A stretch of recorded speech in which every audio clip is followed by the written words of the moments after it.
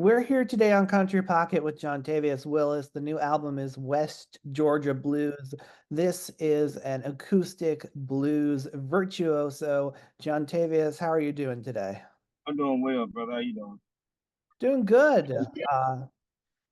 The song we just heard is called Keep Your Worries on the Dance Floor. Uh, Tell me about the type of relationship you have with your audience as a performer. I got one that I try to have, try to make it, intimate and try to make it personal. Try to talk to folks. Try not to just play and shred and make the show be all about me. Even though if people coming to see me or end up seeing me, but I also like to talk to folks because I'm a talker naturally. So, yeah, man, that's my personal relationship. I want to get folks involved in my music, if that's listening or dancing or whatever, man. I just wanted to be a relationship for the little time that we have. Yeah, I feel like that song definitely highlights that in you. On the title track, you talk about singing to carry on the tradition of the blues. Tell Mhm. me about that. I don't know if I want to call it a burden or a blessing, but tell me about that responsibility. I imagine it'll be the burden for some, but I feel like it's been a blessing for me because I truly do love blues and I like it just as much as anything else in the world. Really close to religion to me. I know it might sound crazy, but the blues to me is free black people post slavery that had a voice that finally were able to say something. And and a lot of those folks that I listen to were born right after slavery, in the 18, some of them were born in the late 1860s, some were born in the late 1800s. And of course, the third, fourth generation blues musicians like Robert Johnson and the second and third generation like Charlie Patton, the old guy were great, but it goes from straight from right after slavery, maybe even into it, but right after slavery into to now. So I feel like a lot of the cadence in the voice, a lot of the verbiage, a lot of the dialects, a lot of that stuff is just straight from the South and it's straight from black folks. And that's a lot of the stuff that have been connected with me, might not necessarily be the same as it was 60, 70 years ago, but I know a lot of those folks hung out with a lot of those folks. And I think just like mariachi music and native music, blues music prior to the British invasion was a unique. It still is a unique African American art form that you can find so many cultural ties and food and gospel music and just culture. So that's what I'm saying, carry the tradition on, but also that first line of that song. Some folks saying the blues just because they know the song. Well, not the song. The first line of that verse uh, comes from a blues musician from Lovejoy, Georgia, called Kokomo Arnold. I don't know what song it was. I couldn't find it again, but he got a song where he say some folks saying the blues just 'cause they know the song, and I decided to add that little B line and say, "But we singing the blues to carry tradition on." All right, so you are a musician and in some ways a historian. Um, what is the Fall Line Blues Project? Yeah. I guess I would say I am a musician and some of a historian because I feel like you have to know this stuff to put it in context. The Fall Line Blues Project is a thing that me and my friend Henry Jacobs started because the Fall Line is a part in Georgia where it go like straight through the Chattahoochee River into Columbia, Georgia, on into Alabama, and we just started. It was a thing I wanted to interview blues musicians, not specifically black, but most of them were black and 60 and over, and just talk about their influences and talk about where they start playing music and talk about just the stuff that the regular interview kind of stuff, but also trying to just piece that story together because I feel like I said you hear so many common threads and in different kind of some folks were broken, some folks are never made it as a musician, but made good music. Some folk were perfect musicians, and they did stuff on time. But also, a lot of these traits are not just for musicians; they're just for people in general. You find it in the music world, and I think some of the negative connotation that people are uneducated and they sorry. But I done met a lot of musicians that were punctual and educated, and I met some that weren't educated but still punctual. You meet all kind of folks. So I think that was just me just doing my little work as a light ethnomusicology. So that was something that we were kind of just doing. I went to school for sociology, and I was going to minor in anthropology, but I ended up graduating with my bachelor's in sociology, and I didn't take the anthropology. But I'm still interested in musical anthropology. Like that, it wasn't something that I knew I was interested in when I went to school, but I didn't know it had a name. But I knew I liked it. Like I know I like to hear what songs came from and how the people pick up songs and how they relate with the folks around them and how do they put their self in their music. So yeah, that's it. The Fall Line Blues Project. I kind of stopped it for a while, but I always interview people and I'm always talking to folks. I talk to Taj Mahal all the time and other older elder musicians, and really, yeah, I spent most of my uh formative years with elders, always around the older folks. My oldest friend was 99 years old. He was named Mr. Gibb. He was from Bessemer, Alabama. He died in 2019. Had a friend named John D. Holman. He was 90 something. Mr. Boo Hanks, I met him briefly, but he still was a friend. And yeah, on and on and on. So yeah, just a kind of another part of what I like doing as a blues musician because I feel like as a blues musician, especially today where you can't just be just a musician. You can be, but it don't do nobody good. There's always been good musicians ever since the inception of blues. There have been great musicians, but what made people stand out is when they started taking up other roles as talent scouts, other roles as music director, or teachers, or culture bearers. Like you have to do something else. At least I feel like it's better because we've been in a constant loop of guitar players that just shred and play and shred and play, and they're not giving you any history, they're not teaching you anything, they're not bringing in a new generation. So yeah, man, that's just one of my efforts of trying to. I work with the young folks and I work with the older people and everybody in between. So that was just one of my things. I'm trying to get some more folks out there. Yeah. Man, you're cool. Like seriously, the nerdiness about music is really awesome to me. Um, Uh, Tell me what defines West Georgia blues? Like what is the signature of your region? okay, well, I say, well, the main thing is I don't know, but I do know this. I'll go in and define it like this. Uh, I'm from West Georgia, and a lot of people categorize the blues they play. They say I'm playing Delta blues, I'm playing Piedmont blues, I'm playing Texas blues. I say it's all bullshit because if you're not from the Delta and you're not from Texas and you're not from Piedmont, you're not playing. You might be playing your variation of that shit, but you're not playing Delta. I think we kind of it kind of got skewed because first off, the black folk never called they shit Delta blue. They never called they shit Piedmont blue. These were white scholars that called that stuff. There's a dude named Pete Lowry that died maybe a few 6 7 months, maybe a year now. He coined the term Piedmont blues. These folks just finger pick, and it depends on how good of a musician you are. Because Mississippi John Hurt is from the Delta, but people associate his style with uh, Piedmont blues. But you take somebody like Barbecue Bob, they're from the Piedmont region of Georgia. He playing a style that people would say was more Delta like. So it really, it helps you get to kind of understanding the music sonically, but it's not concrete at all. It's really not even reliable, to be honest. It's just something that just sounds good. The Delta run from Mississippi to Arkansas down to Louisiana. The Piedmont run from New Jersey all the way out to Alabama. You know what I'm saying? So you can't really say it like that. So I say it's me. I'm Jontavious Willis, and I think I'm one of the best to do what I do. So I feel like why not say that I play West Georgia blues? Not just even though I am from the Piedmont region of Georgia, so I am a Piedmont guitar player, but to be more specific, I do West Georgia blues. I have influenced some of the younger people too. And I got some friends that I turned on the blues, and one of the next good players I really like is my homeboy named J-Hop, Jayyyhopp, and he from the same region too. So I like shit. He play West Georgia blues too, and really there's no classification. We just play whatever we like. We play in multiple keys. We play rags. We play ballads. We play waltz. We play Gut Bucket Blues. We play every little thing. We play soul music. We improv. We rap.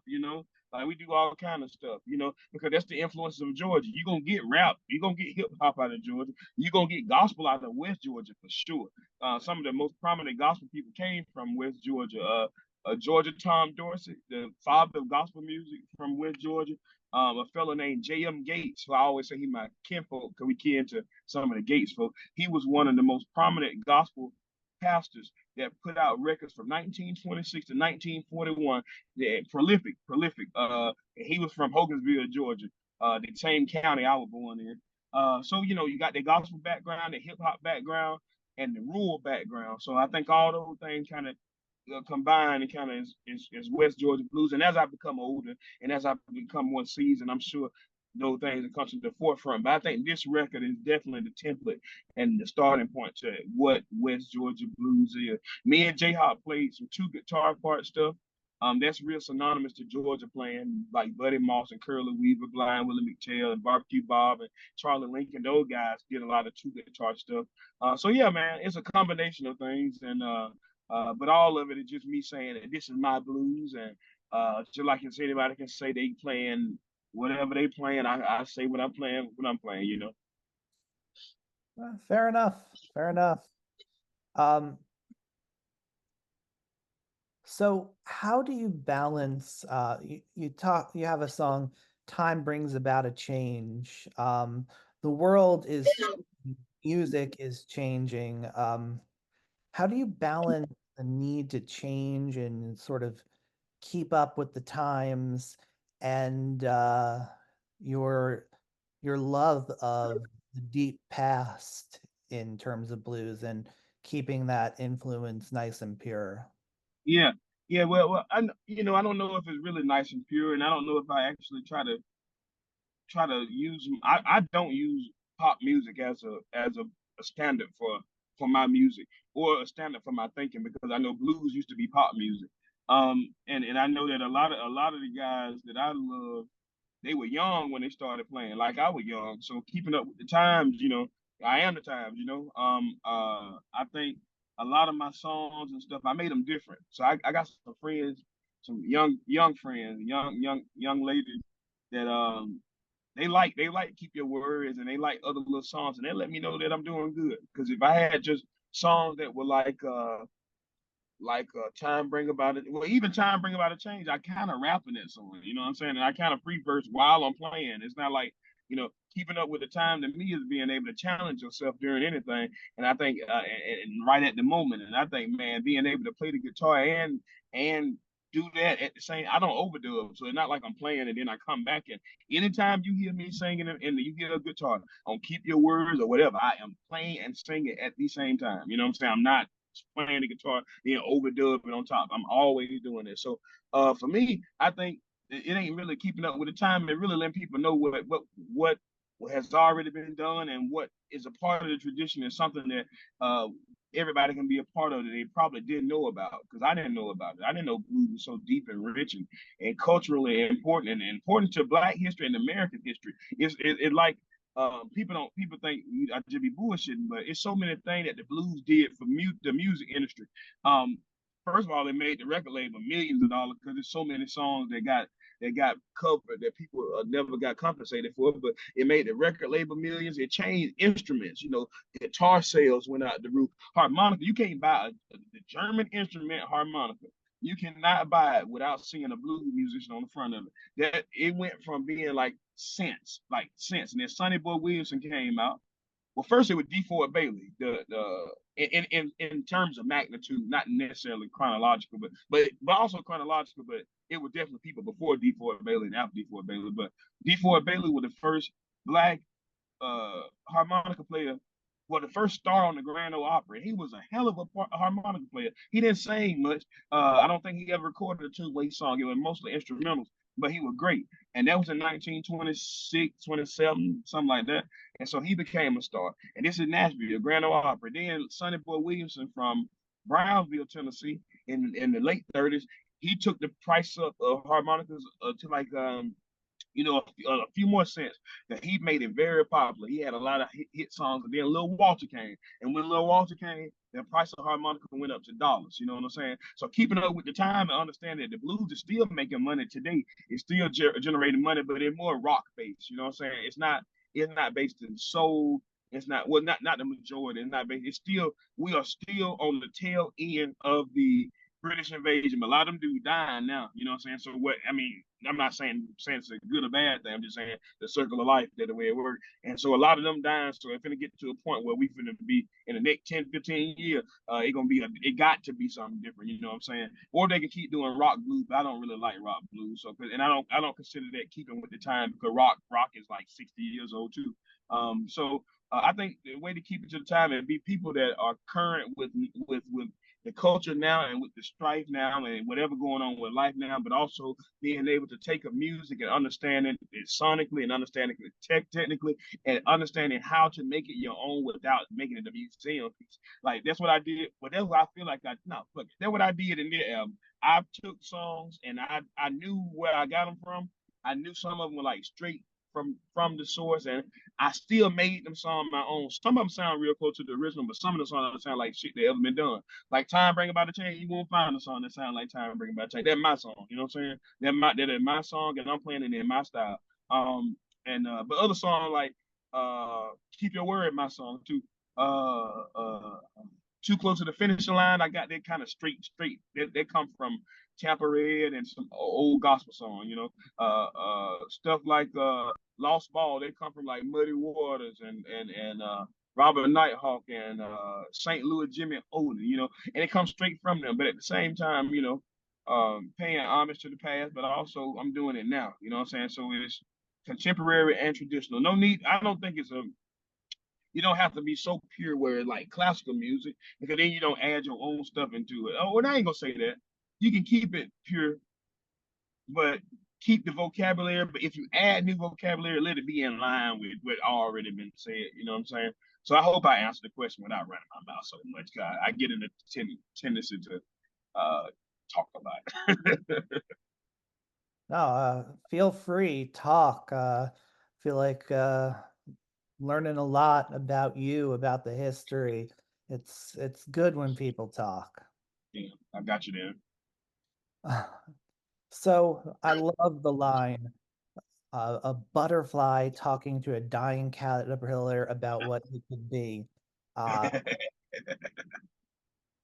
I just love that image of someone having truly evolved to their full potential, and someone else just holding tight to what they know and not getting sky. Beautiful line, man. Well, I appreciate it, brother. A lot of folks been talking about a lot of stuff about the album, but a lot of people haven't been talking about the lyrics. And I mean, that's what the blues is. So I always appreciate when people talk to me about the lyrics, man, because the music is gonna be there. Because this is my saying, and I know people don't agree with me, but I'm willing to debate with. I have debated with supposed about it, but reasonable debating. You cannot have blues without words. You can have blues without music.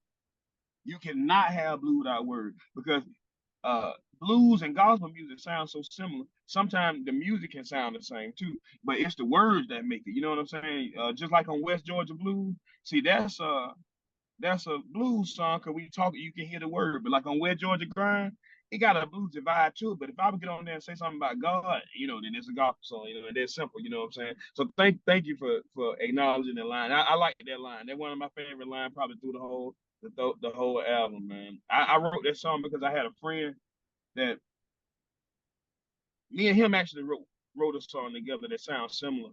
Well, I wrote the song. Well, we actually it was an instrumental, it wasn't even a song, it was a tune.